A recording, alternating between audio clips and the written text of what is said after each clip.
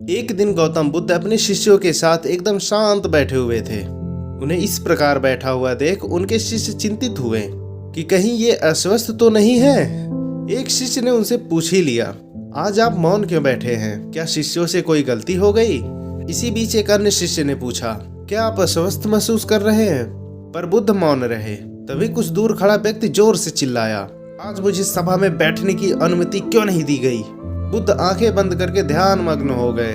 वह व्यक्ति फिर से चिल्लाया, मुझे प्रवेश की अनुमति क्यों नहीं मिली?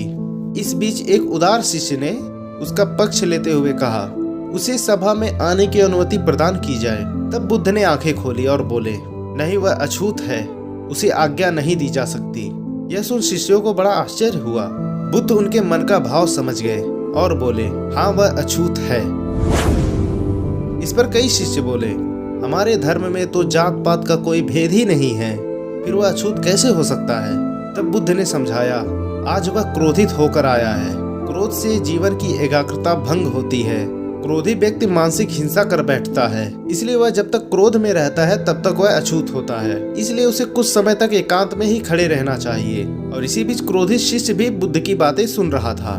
पश्चाताप की अग्नि में तपकर वह समझ चुका था कि अहिंसा ही महान कर्तव्य व परम धर्म है। वह बुद्ध के चरणों में गिर पड़ा और कभी क्रोध न करने की शपथ ली। आशय यही है कि क्रोध के कारण व्यक्ति अनर्थ कर बैठता है और बाद में उसे पश्चाताप होता है।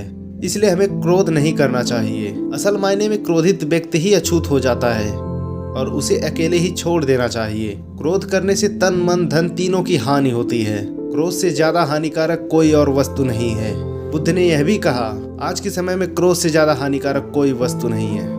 क्रोध को पाले रखना गर्म कोयले को किसी और पर फेंकने की नियत से पकड़े रहना, यह एक समान है। इसमें आप ही जलते हैं। दोस्तों, आज की कहानी से यही निष्कर्ष निकलता है कि क्रोध इंसान को खत्म करता जाता है, कि क्रोध इंसान को दूसरे के नजर में हमेशा गिरा देता है। इसलिए कोशिश यही करें कि जहां तक हो सके क्रोध को कंट्रोल करें। अगर नहीं करेंगे तो असली अछूत व्यक्ति वही होता है।